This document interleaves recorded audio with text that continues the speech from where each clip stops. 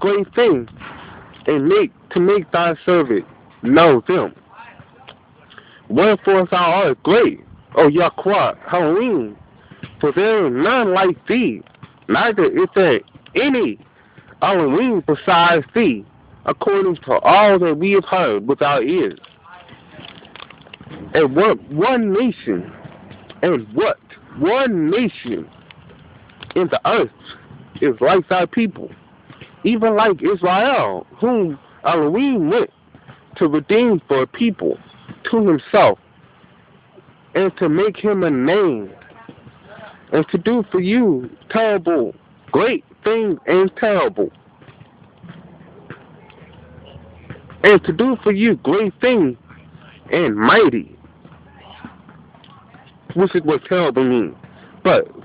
And to do for you great things and terrible, for thy land before thy people, which thou redeemest to thee from Egypt, from the nations and their God. Okay. Now, in fact, I'm not gonna reread 12 or 13. I encourage you to reread chapter 7, verse 12 or 13. What David's prayer enlightened me about something at this very moment. I'm gonna reread before thy people, verse 23. Before thy people, which thou redeemest to thee from Egypt, from the nations and their gods. Now we're going to get into the nation of Canaan, the gods of Canaan. That a lot of people say that the Star of Israel is, in fact, the Star of Remphan. When we get into Acts, I'm not going to get into Acts right now, but we're going to get into Acts in a little bit. When we get into Acts, it tells us that the children of Israel, Stephen instructs the council and the congregation about how rebellious the children of Israel were and how rebellious we are to this very day. That when we came out of Egypt, we worshiped false gods. When we came out of Egypt, we didn't have faith in Moses. That we thought Moses brought us into the wilderness to have us killed. And when Moses went up to Sinai, the second time to receive the commandments, the law, and the statute, Moses was up in the mountain for quite some time, and the children of Israel rebelled against the commandment which Yahweh had commanded the children of Israel not to build any false gods, not to build any images, and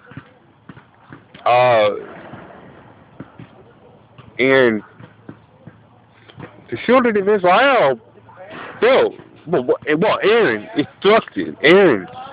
Well, the children of Israel instructed Aaron to build a calf, and Aaron was hesitant, but went ahead and did it. And Aaron instructed the children of Israel to go ahead and give up your gold, give up your silver, and we're gonna make a molten calf. We're gonna make an image. We're gonna make a false god. And when we look at Acts 7, and we look at Exodus as well, we see it's written. Now we see it is written that the children of Israel built a molten calf. That molten calf. Well, now, first of all, let's get to the concept. Where did the concept of molten calf come from? I mean, it just can't come out of nowhere. It had to come from somewhere. Let's find out where the concept of a molten calf came from. And while we're in David, we're going to see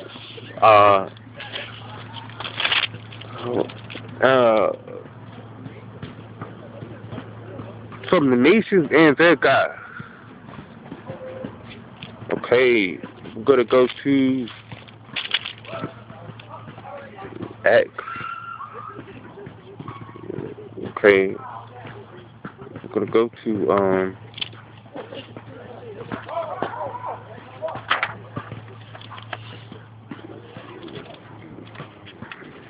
hold on a second. I need to find out where I need to. Let me get the X. As a reference. Okay. Chapter 7. I'm gonna go to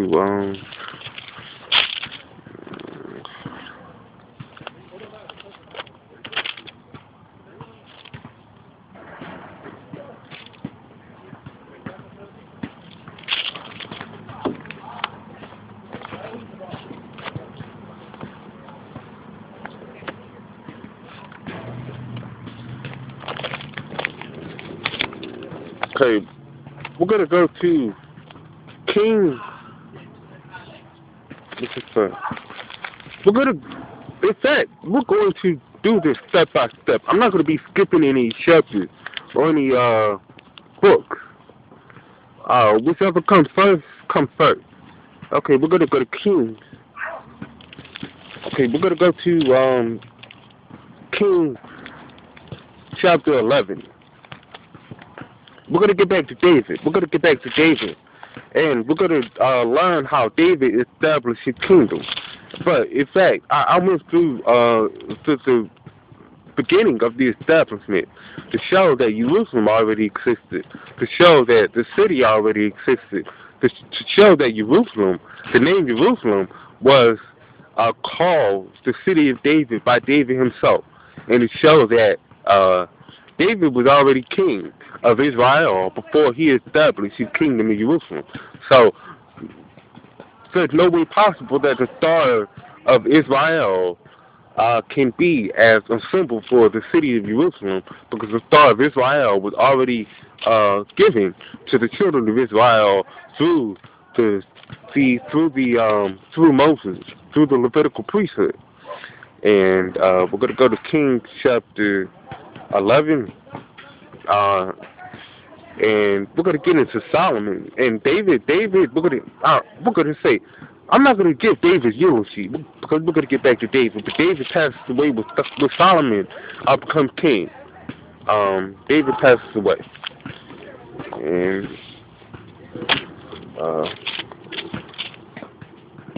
it's our heritage. It's not an evil symbol. And in fact, as we get into Solomon, I would like to talk about when we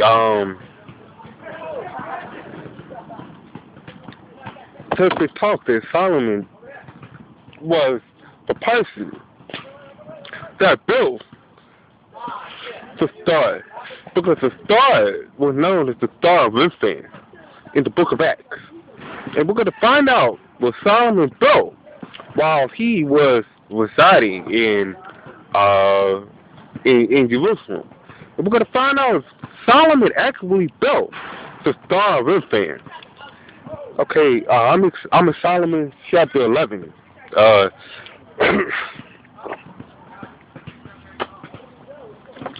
Solomon chapter 11, verse 1. We're going to start at verse 1.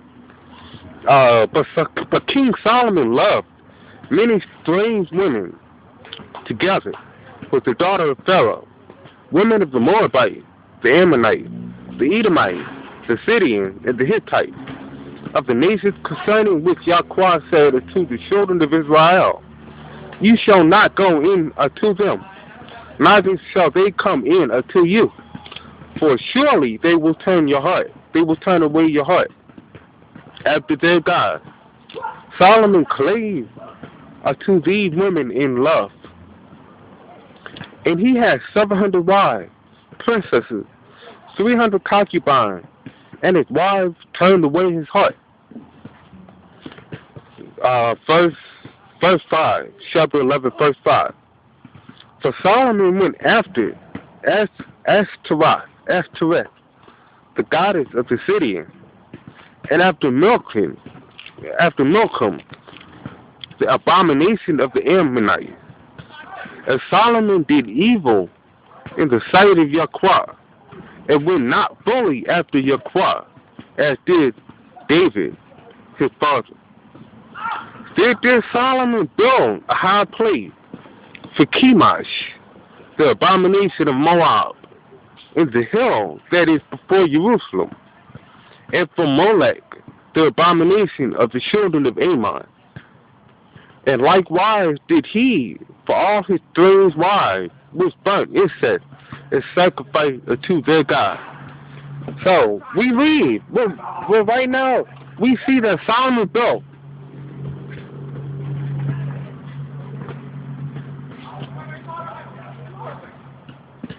three different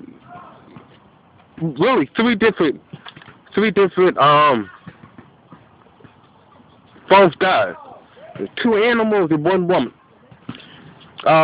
Solomon built for the Syrians the goddess Ashtoreth, which is a woman. And Solomon built the abomination of the children of Ammon, Molech. Now, we see in verse 5, and we see in verse 7, the abomination of the children of the Ammonites, the children of Ammon,